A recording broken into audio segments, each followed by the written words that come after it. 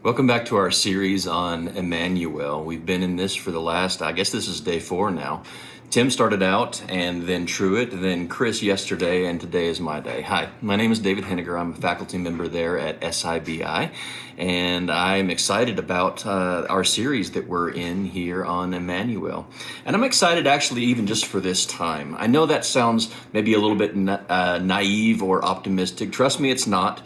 If you look back at your life, as I look back on mine, all of the tough times that I've been through, that you've been through, God has used those in magnificent ways to bring about blessings that we could not see in the midst of those hard times. And I have no doubt that He's going to be doing the same with this challenging time that we're in right now. I don't know how He's going to use it, but I know that He is going to bless us. I'm reminded of a time back in a biblical story right after the Exodus. And if you've been around me long enough, you know how important I think the Exodus is to understanding the entirety of the Bible itself. But I want you to consider it here for a second, the story of Joshua, and not the whole story of Joshua, but just who he was. That he was handed over the mantle of leadership after seeing all of the things that he saw God doing through Moses. He was there for the 10 plagues on Egypt. He was there for the Red Sea crossing. He was there at Mount Sinai and saw all of the wondrous things of the giving of water out of the rock, of the quail, of the manna, and all of these magnificent things that God did through His servant Moses. And now it's his time to lead.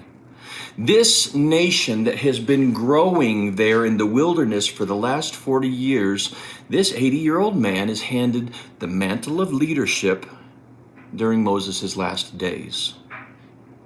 Put yourself in Joshua's shoes for a moment. Would you be scared? Would you be intimidated by what is happening?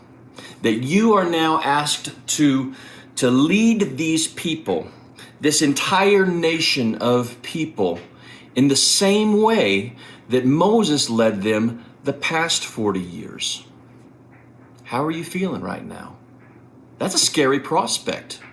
And I think that God knows that it's a scary prospect, because there in the very beginning of Joshua's story, right before they enter into the land that God has promised them, God speaks to Joshua. And He secures him with some very particular words that I want to give to you this afternoon. There in Joshua chapter 1, verse 5, God is speaking here. He says, "No man shall be able to stand before you all the days of your life. Just as I was with Moses, so I will be with you.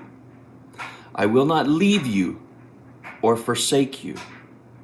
Hear what he says in verse 6. "Be strong and courageous, for you shall cause this people to inherit the land that I swore to their fathers to give them. Only be strong and very courageous, being careful to do according to all the law that Moses, my servant, commanded you. Do not turn from it to the right hand or to the left, that you may have good success wherever you go. This book of the law shall not depart from your mouth, but you shall meditate on it day and night, so that you may be careful to do according to all that is written in it. For then you will make your way prosperous, and then you will have good success. Have I not commanded you? Be strong and courageous. Do not be frightened, and do not be dismayed. For the Lord your God is with you wherever you go." Why? Why, Joshua? Why do you not be afraid? Why should you be strong and courageous? God says, because I am with you. Immanuel, I'm with you, Joshua. And you know what we see Joshua doing right after this command from God? He goes and he commands everybody to get up, and they move into the promised land that God has given them. The assurance that God would be with him was enough for Joshua to move forward. I'm reminded also of Jesus and the times that he was with the disciples, and somehow the cryptic nature of what he's talking about there in John 14, about how he has to leave, but he's not going to leave them alone, and how he's always going to be with them, how he's going to take them with him, and how that must have been confusing, but also must have been encouraging for those disciples at the same time, because he's talked about his death. He's talked about how he must suffer specific things. They'd gotten to know him for the last couple of years. And I wonder what it must have been like. Maybe take Peter, for example. There on the night that Jesus was betrayed and he was taken and he was punished, and he went through all of the different trials that he went through. And there finally Jesus is on the cross. Imagine being Peter in those moments. You were supposed to be the Messiah, Jesus. You were supposed to be the one that came in riding on the white horse and saved all of us from the Roman occupation that's going on. And you're just dying there. Then they bury him. Now you're in a grave just like every other body. You were supposed to save us. How alone he and the other disciples must have felt during that time when the thing that they had hoped for was completely crushed because Jesus was there in the tomb. On the third day, Sunday, before the sun rises, his heart begins to beat. Breath fills Jesus' lungs. The stone is rolled away. And the hope that everybody thought was completely crushed was alive again.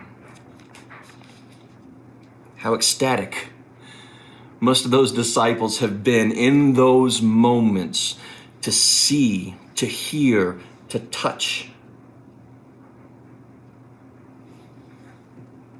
the God that would be with them always, even to the end of the age, as he would state there in Matthew 28. The promise that God has given to us is the same promise that God gave to Joshua, is the same promise that God gave several times to David, as well as to Moses, as well as to many others in the narrative of the scripture. The very end of Hebrews, in chapter 13, Hebrew author writes in verse 5, "Keep your life free from the love of money and be content with what you have." Why? For he has said, "I will never leave you, and I will never forsake you." So we can confidently say, "The Lord is my helper. I will not fear. What can man do to me? Or what can an unseen little germ that is spreading through our communities do to me?" Who is more powerful, Christian? Is it your fear? Is it the coronavirus? Is it some other disease or worry or anxiety that's on in your mind? Or is it God? The God who's promised to be there for you and with you always, even to the end of the age. And I hope these talks about Immanuel are encouraging for you, that they lift you up, and that they remind you who it is that is in charge always. God bless you.